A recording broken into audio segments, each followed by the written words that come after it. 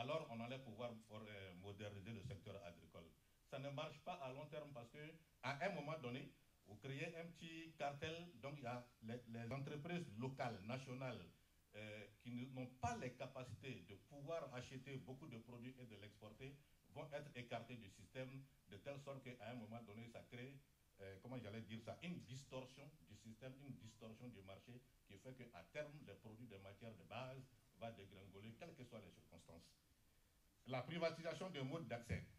Il y a eu également ce mode-là de modernisation qui consistait à dire, par exemple, pour l'eau, on va vendre l'eau. Mais si vous commencez à vendre l'eau à des gens qui entrent dans le programme et d'autres ne rentrent pas, l'eau étant une source qui vient de un bien universel, vous allez dire une catégorie va être utilisée, l'autre catégorie ne va pas être utilisée. Ça également, ça crée des distorsions à terme. Et ces distorsions ne sont pas vraiment intéressantes pour l'adoption des technologies, enfin des technologies modernes dans le secteur agricole. Et puis enfin, il y a eu les mécanismes de marché. On s'est dit, si on laisse le mécanisme de marché fonctionner tel qu'il est, alors le marché va réguler automatiquement tout ce qui se passe sur le marché en termes de distorsion de prix, en termes de cartel, etc., etc. Ce qui n'est pas nécessairement vrai. C'est pourquoi d'ailleurs, il y a eu les réformes sur le café, sur le cacao, sur l'EVA, anacarde, et ainsi de suite. Donc ces réformes-là qui ont été faites en Côte d'Ivoire permettent effectivement de dire qu'il ne faut pas qu'on compte uniquement sur la régulation du marché, puisque cette régulation du marché n'est pas nécessairement efficace dans le secteur agricole. Aujourd'hui, également, quand on parle de modernisation du secteur agricole, il y a beaucoup d'amalgames. Certains pensent que si on a juste pris des machines agricoles qu'on a données aux gens, alors on a modernisé. D'autres même pensent que si on a introduit des drones pour commencer à pulvériser les espaces et les champs, on a modernisé. Ça, ce n'est pas du tout le cas, ce n'est pas du tout vrai. C'est un moyen de production, la machine agricole. C'est un moyen de production, le fait qu'on utilise un drone, etc., etc. Donc il ne faut pas mettre la confusion dans la tête des gens. Une petite anecdote, monsieur le ministre. Quand je partais dans mon champ, le chef de chantier qui était là, quand j'arrive, puisque je ne peux pas faire le tour du champ, j'ai acheté un drone. Quand j'arrive, j'envoie le drone pour prendre des images. Je regarde les images et je lui donne mes instructions avant de repartir. Un jour, je suis arrivé, il me dit, ah oui, là, on est dans la modernité de l'agriculture. Je n'ai plus utilisé le drone quand je vais là-bas parce que je n'ai pas voulu lui mettre cette confusion. Et c'est absolument important de ne pas penser que le simple fait d'utiliser un outil, on a modernisé. Donc, on va passer à ce qu'on fait concrètement en Côte d'Ivoire pour dire qu'on a modernisé le secteur agricole. C'est une imbrication que nous avons fait entre le modèle d'agropole et bien sûr entre l'entrepreneuriat et puis tout ce qui concerne les éléments, les services de modernisation de l'agriculture. Alors, pour cela, nous allons commencer ce que nous avons voulu faire, c'est de donner un contenu à la modernisation. Il faut que les gens sentent quelque chose pour pouvoir effectivement adopter tous les services et consorts qu'on va leur envoyer. Donc on a pensé qu'il fallait passer par l'entrepreneuriat au niveau du secteur agricole pour pouvoir faire ça. Alors je reprends donc le schéma sur l'agropole. Au niveau du bloc de la production, dans les agropoles, on va créer des agripreneurs. On va mettre en place, installer des agripreneurs. Donc dans chaque agropole, on va prendre à peu près 1000 personnes et ces 1000 personnes seront formées.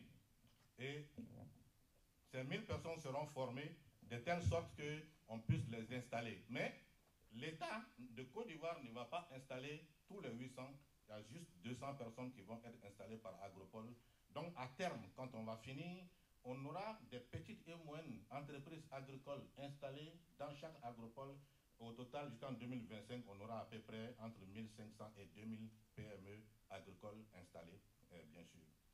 Alors, comment sur ce schéma-là, on crée, bien sûr, on fait la modernisation. Sur le bloc de production, on a créé des centres d'agrégation et de services. Dans ces centres d'agrégation et de services, il y aura tous les services concernant l'irrigation, concernant la mécanisation agricole, concernant les semences, concernant bien sûr le conseil agricole digital, etc., etc. Dans la partie sur la logistique et la commercialisation, tous les services qui sont liés aux magasins qui vont être connectés de telle sorte que les quantités soient connues, les prix soient connus, la provenance soit connue, tous ces services-là seront créés. Et puis puis enfin, au niveau du hub de transformation, on va mettre en place un hub de service sur à peu près 100 hectares dans chaque agropole et qui va permettre effectivement à toutes les petites unités de transformation d'avoir tous les services qui sont utiles pour qu'une entreprise puisse effectivement travailler normalement. Quelques exemples de ce qui est concrètement fait.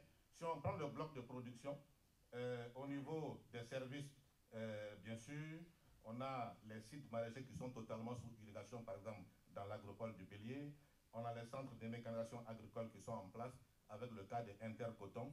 L'État vient de donner des tracteurs, et bien sûr, nous allons rencontrer le CUMA ici, je pense que c'est demain, pour travailler également avec eux, pour voir leur expérience et voir comment on la réplique en Côte d'Ivoire. Il y a des réseaux de semenciers qui sont mis en place au niveau des maraîchers. Et la même chose est faite au niveau de la production animale avec 92 stands qui ont déjà été créés dans la zone de Yamoussoukro et qui va être la même chose dans chaque agropole. Et puis bien sûr, on a les services de vulgarisation qui sont en train d'être mis en place. Déjà, on a fait un premier hackathon au niveau national, un deuxième hackathon avec Digital Africa et puis Agreen, qui sont également ici dans la salle. On les rencontre le vendredi. Et bien sûr, les opportunités qui sont à ce niveau-là sont énormes. Donc, on peut faire tout ce qui concerne la production de semences. On peut également investir dans toutes les prestations de services mécanisés, bien sûr. Au niveau du bloc logistique et commercialisation, les services qui nous intéressent de prime abord, ce sont bien sûr la mise en place de systèmes d'information de marché et bien sûr des services qui sont dédiés aux magasins connectés. Donc, un projet avec la Banque mondiale, qui est un projet de désenclavement des zones de production, donc des zones rurales.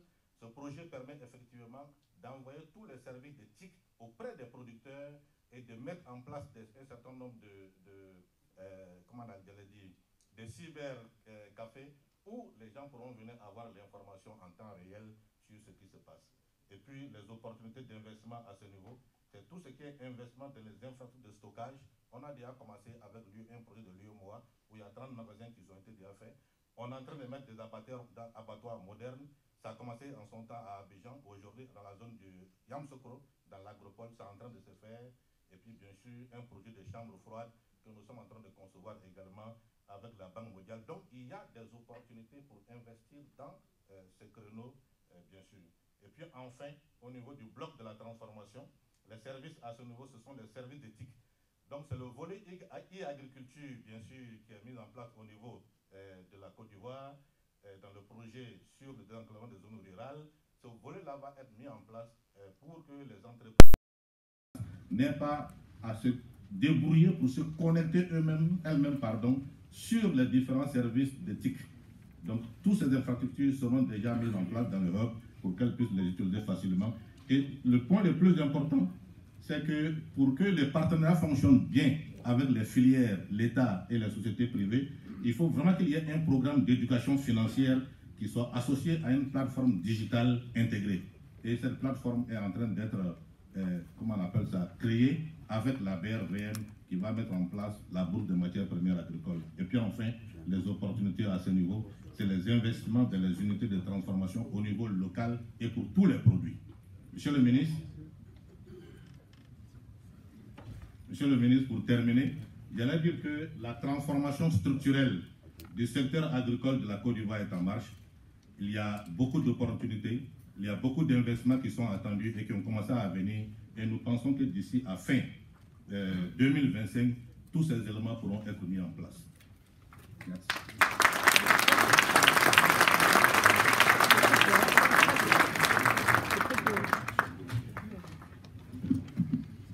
Je croyais que les applaudissements allaient être plus nourris que ça, parce qu'avec cette conférence, on a vu que la question de la modernisation de l'agriculture ivoirienne est une question d'actualité, une question bien pensée, une question bien maîtrisée.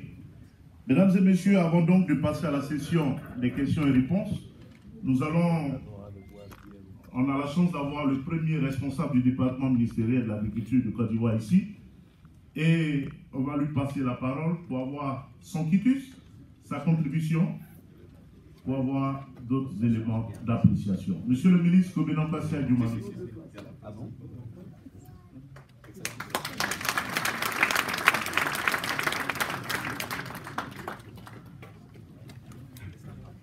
C'est juste savoir, monsieur le ministre, ce n'est pas pour le moment votre synthèse, c'est juste des éléments d'appréciation.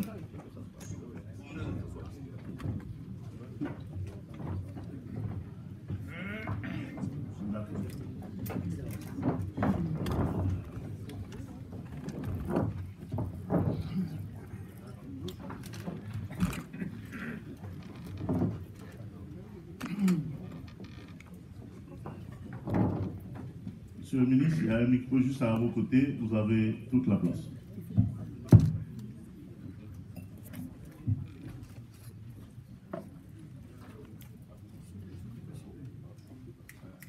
Monsieur le ministre des Ressources animales et halieutiques, merci pour votre présence à cette cérémonie. J'ai la chance parce que j'ai fait 12 salons de l'agriculture où j'ai pris une part effective à tout ce qui s'est passé. Mais je crois que c'est la première fois que nous sommes associés à une telle cérémonie. Parce que d'abord, moi, je suis le ministre de l'Agriculture. Et avant, quand j'étais à votre place, je n'avais pas cette chance d'être là. Mais Dieu merci, aujourd'hui, vous êtes là. Cela veut dire que, contrairement à ce qu'un journaliste a écrit, nous vivons en parfaite harmonie. Si vous avez fait le constat depuis que nous sommes là, nous travaillons en symbiose. Et je voudrais profiter donc du micro pour vous rendre hommage, vous féliciter pour votre brillante nomination à la tête du ministère des Ressources animales et halieutiques. Merci. Et pour le travail que vous avez déjà commencé à faire, parce que je me rends compte que du fait que vous êtes un homme de terrain, et je crois que le terrain en matière agricole paye beaucoup. Merci pour votre présence. Merci. Excellence, Monsieur l'ambassadeur, depuis toujours vous êtes avec nous dans le cadre des salons et cette année encore vous êtes là. Tout à l'heure vous avez prononcé le discours de bienvenue et il est pour nous un devoir de vous saluer, de vous remercier pour l'encadrement dont nous bénéficions de votre part chaque fois que nous sommes là, parce que c'est vous qui êtes le tuteur légal. Merci. Mesdames et messieurs les directeurs généraux, les présidents de conseil d'administration, ils sont tous là. Monsieur le représentant du ministre de l'Agriculture, messieurs les présidents directeurs généraux des organisations que nous avons eu à visiter. Nous étions à l'AFD, au CIRAD, à l'INRA. Et vraiment, merci de venir. Nous saluons aussi nos directeurs généraux des structures privées qui sont dans le domaine de l'agriculture et qui sont là. Je vois le DG de SUCAF, SIFCA qui est là. Celui de l'autre n'est pas venu, mais c'est vous qui êtes là, vous les représentez tous. Je voudrais tout d'abord vous remercier pour le déplacement que vous avez fait en grand nombre pour participer à cette journée ivoirienne au SIA. Tout à l'heure, nous serons sur notre stand de la Côte d'Ivoire pour vous permettre d'apprécier les potentialités agricoles de notre pays. Et je suis ici avec mon collègue, le ministre des Ressources animales et halieutiques. Depuis l'ouverture du salon,